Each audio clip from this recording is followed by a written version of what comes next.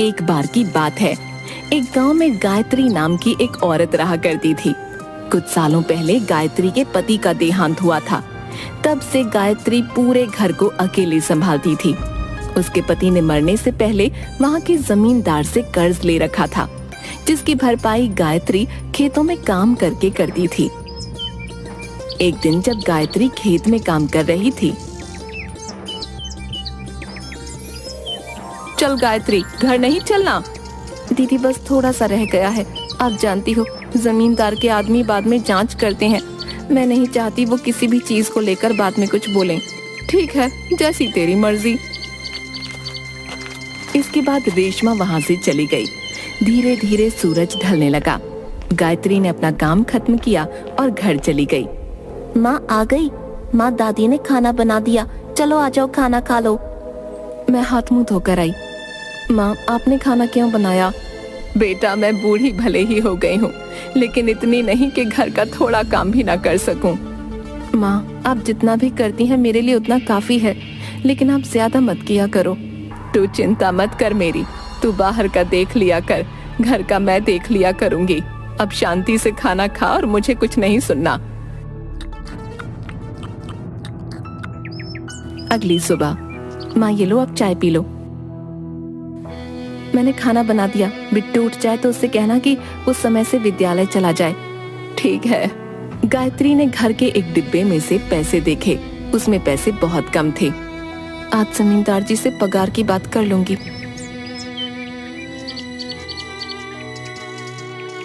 गायत्री, खाना खाने आ जा, भला कब तक काम करेगी? दीदी थोड़ी देर और कर लेती हूँ, फिर आती हूँ। इसके बाद गायत्री खाना खाने लगी। तभी उसने देखा कि जमींदार जी वहाँ काम देखने आए। वो तुरंत जमींदार जी के पास गई। प्रणाम जमींदार जी। प्रणाम। जमींदार जी, वो घर में पैसे खत्म हो गए थे। मेरे घर में केवल मैं ही एक कमाई का जरिया हूँ। आपकी बहुत कृपा होगी अगर आप कुछ पैसे दे देते। ऐसा करो, शाम को घर आना, वहीं बात करेंगे। ठीक है जमींदार साहब। इसके बाद गायत्री दोबारा अपने काम पर लग गई। शाम को गायत्री जमींदार के घर पहुंची। प्रणाम जमींदार जी। प्रणाम। जमींदार जी, वो घर में पैसे खत्म हो गए थे। मैं घर में केवल एक ही कमाई का जरिया हूँ। आपकी बहुत कृपा होगी अगर आप कुछ पैसे दे देते।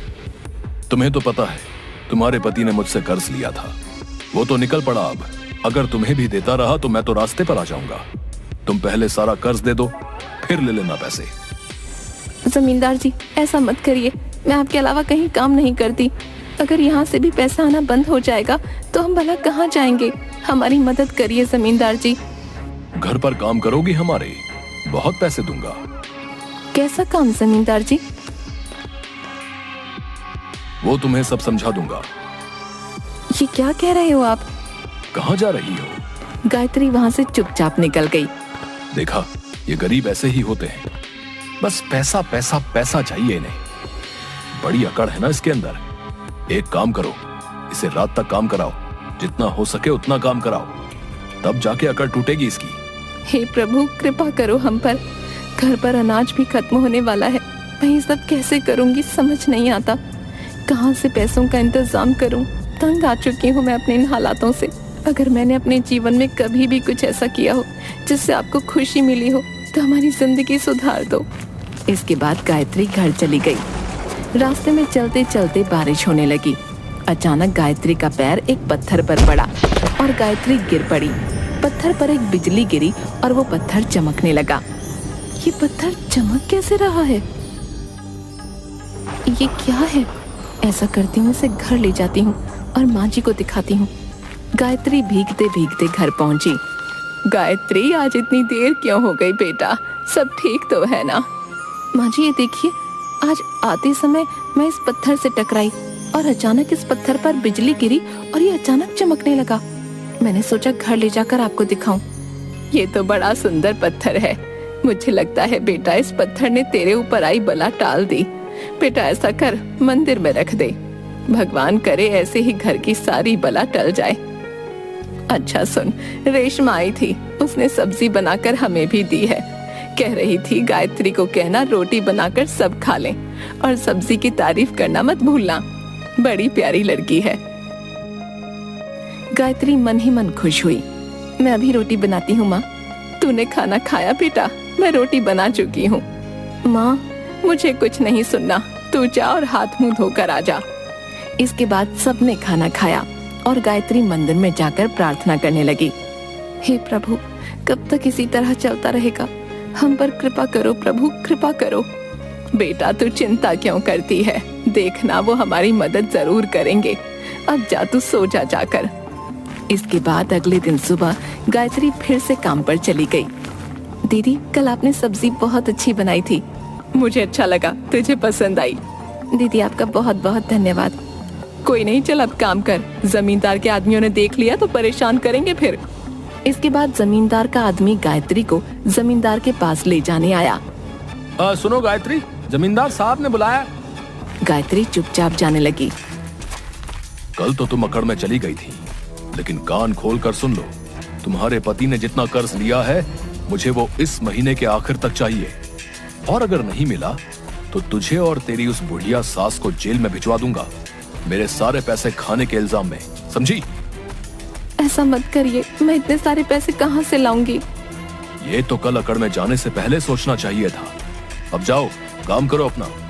इसके बाद दोनों काम करने लगी। रात तक काम करने के बाद गायत्री थक गई, लेकिन जैसे तैसे गायत्री घर पहुंची। जल्दी इधर आ गायत्री। क्या हुआ माँ? सब बताती हूँ, इधर तो आ पहले। आज जब मैं पूजा कर रही थी, मैंने देखा ये लोहे का सोना हो गया। ऐसा कैसे हो सकता है? सोने का पानी चढ़ा लोहा होगा, ऐसे ही रख दिया होगा कभी हमने। इतनी उम्र हो गई, मेरी सोना देखकर पहचान जाती हूँ। भला मेरी आंखें धोखा कैसे खा सकती हैं? ऐसा नहीं हो सकता। मैं सुनार के पास जाऊंगी और इसकी जांच करूंगी। ठीक है? ठीक है, जैसी आपकी इच्छा। चल खाना खा ले जाके। माँ आप तो जानती हैं, धीरे धीरे घर का अनाज खत्म हो रहा है और जमींदार एक भी पैसा देने को तैयार नहीं। क्या करें माँ, मेरी तो कुछ समझ नहीं आ रहा। देखते हैं बेटा क्या होता है, कुछ न कुछ तो जरूर ठीक हो ही जाएगा। तू चिंता मत कर। माँ मैं बिट्टू को समय नहीं दे पाती हूँ। सुबह उसके उठने से पहले ही चली जाती हूँ, रात को उसके सोने के बाद आती हूँ। माँ अगर आप नहीं होती तो मेरे लिए ये सब झेलना मुश्किल हो जाता। ये तू कैसी बातें कर रही है? मेरे बेटे ने अपने फायदे के लिए कर्ज लिया और मर गया। तूने मुझे अपने साथ रखा, मेरी देखभाल भी की और उस नालायक का कर्ज उतारने के लिए दिन रात उन खेतों में काम कर रही है। हम एक परिवार हैं बेटा, हम एक साथ रहेंगे। तू चाहती तो बिट्टू को लेकर अपने घर कब की चली जाती, लेकिन तू यहाँ रुकी, मुझे अकेला नहीं छोड़ा। मेरे लिए तो तू ही मेरी औलाद है। दोनों गले मिलते हैं। अब जा तू सो जा। हे प्रभु रक्षा करो हमारी, और कितना दुख देखना बाकी है, कृपा करो प्रभु। इसके बाद अगले दिन गायत्री काम पर चली गई और माँ जी सुनार के पास गई। वहां जाकर माँ जी को सुनार ने बताया कि वो लोटा सोने का है। आप इसका कितना दोगे? ये बहुत ही उच्च कोटि का सोना है और भारी भी है। इसके बनते हैं 90,000। जी आपको कहाँ से मिला माँ जी? मेरे दादाजी ने शादी के वक्त मुझे दिया था, उसके बाद से इसके बारे में भूल गई थी। कुछ दिनों बाद बक्से में मिला, इसे देखा तो सोचा बेच दूं, घर में कुछ खाने पीने को आ जाएगा। सब प्रभु की कृपा है माँ जी। मैं चलती हूँ बेटा। इसके बाद माँ जी घर पहुँची। रात को जैसे ही गायत्री घर पहुँची, माँ जी ने उसे सारी बात बता दी और सारे पैसे गायत्री के हाथ में रखे। बेटा कल जाकर पैसे जमींदार को दे देना, उससे कहना अब तू उसके यहाँ काम करने नहीं आएगी। माँ आप ये सब क्या कह रही हो? वो लोटा हमारे घर कैसे आया? इधर बैठ। पत्थर लेते आई और साथ ही लोहे के कुछ सिक्के भी और कुछ लोहे के सामान भी। ये आप क्या कर रही हो माँ जी? ये देख। दादी ने पत्थर से सामान को छुआ और देखते ही देखते वो सोने में बदल गया। मैंने बचपन में सुना था कि एक पत्थर होता है जिसे अगर लोहे की किसी चीज से छुआ जाए तो वो सामान सोने का बन जाता है। ऐसे पत्थर को पारस पत्थर कहते हैं। अब देखना, कल तू इन सबको शहर जाकर बेचा। यहाँ बेचेगी तो सुनार को शक हो जाएगा। अगले दिन गायत्री शहर सुनार के पास जाकर सारी चीजें बेच आई। शाम को वो जैसे ही घर पहुंची, उसने देखा उसके घर में जमींदार आया हुआ था। आप लोग यहाँ? ये बताओ तुम आज काम पर क्यों नहीं आए? अब से मैं आपके यहाँ काम नहीं करूँगी। ये लीजिए आपके पैसे, पूरे 3 लाख हैं, और आज के बाद हमारे घर कभी मत आना। ये पैसे कहाँ से आए? चोरी करी या फिर कुछ और? तुमसे मतलब? तुम अपने पैसे पकड़ो और निकलो यहाँ से। कृपा करके जाइए यहाँ से। इसके बाद जमींदार वहाँ से चला गया। घर पहुंचकर पता करो इनके पास इतने पैसे कहाँ से आए। कल तक मुझे ये जानना है कि इनके पास ये सारा धन कहाँ से आया। समझ गए ना सारे? जी मालिक, समझ गए। इसके बाद सारे आदमी रात को गायत्री के घर पहुंचे। गायत्री की सास को पत्थर से लोहे को सोना बनाते देख वो सब हैरान हो गए। देखना भाई, इनकी तो किस्मत ही खुल गई। मैं कहता हूँ पत्थर हम रख लेते हैं। पागल, जमींदार को पता चला तो मारे जाएंगे। तो उनका गुस्सा नहीं जानता क्या? चलिए खबर जमींदार को देकर आते हैं। इसके बाद एक आदमी गायत्री के घर के अंदर घुसा और वो पत्थर उठाकर जमींदार साहब के पास ले गया। सारे आदमी जमींदार के घर पहुंचे। मालिक, आपको पता है, आज जब हम उसके घर गए तो हमने देखा कि उनके घर में एक ऐसा पत्थर है जो पत्थर चीजों को सोने का बना रहा था। क्या तुम सच कह रहे हो? अपने बच्चों की कसम खाता हूँ, सच कह रहा हूँ। पीकर आए हो क्या? नहीं जमींदार साहब, लेकर आए हैं। क्या? हमने जैसे ही देखा कि ये कितनी चमत्कारी चीज है, हम इसे उठा लाए। अब देखिए, ये आपके लिए हमारी तरफ से छोटी सी भेंट। चलो दिखाओ, ये कैसे काम करता है। रुकिए मालिक, मैं दिखाता हूँ। ये देखिए, इसे ऐसे लोहे के पास ले जाना है और लोहा सोने में बदल जाएगा। रुकिए मालिक, मैं दोबारा करता हूँ। लगता है मैंने सही से नहीं किया। अरे तो रहने दे, मैं करता हूँ। देखिए मालिक, इसे ऐसे पकड़ना है और ऐसे लोहे के पास ले जाना है और ये बन गया हमारा लोहा सोना। मुझे तो लगता है तुम दोनों के दोनों पागल हो गए हो। मालिक, हमारा भरोसा करिए, हम आपसे झूठ क्यों बोलेंगे। ऐसा करता हूँ, दोबारा से इसको उसकी जगह पर रख देता हूँ। कल हम रात को दोबारा जाएंगे और जब वो बुढ़िया सोना बनाएगी तो आप खुद ही देख लीजिएगा। देख लो, अगर मेरा कल का दिन बर्बाद हुआ तो तुम दोनों की खैर नहीं। इसके बाद दोनों के दोनों गायत्री के घर पहुंचे और उस पत्थर को मंदिर में रख दिया। इसके बाद वो दोनों वहां से वापस चले गए। जमींदार अगले दिन रात होने का इंतजार करने लगा। रात होते ही वो कुछ लोगों के साथ मिलकर गायत्री के घर गया। वहां उसने मंदिर में रखा अंधेरे में चमकता हुआ पत्थर देखा। मालिक, मैं आपके लिए वो पत्थर लेकर आता हूँ। जैसे उसने वो पत्थर छूने की कोशिश की, उस पत्थर से एक भूत बाहर निकला। ये केवल गायत्री के लिए है, समझा? इसके बाद पत्थर ने उन सबको पकड़कर बहुत मारा। घर पर शोर होने की वजह से सभी जाग गए। ये क्या हो रहा है? तुम कौन हो? मैं इस पत्थर का रक्षक हूँ। ये पत्थर किसी गलत के हाथों में न लगे, इसलिए मैं इस पत्थर की रक्षा करता हूँ। इसके बाद वहाँ अचानक पुलिस आ गई। आइए आइए साहब, ये देखिए, ये जमींदार हमें कैसे परेशान कर रहा है।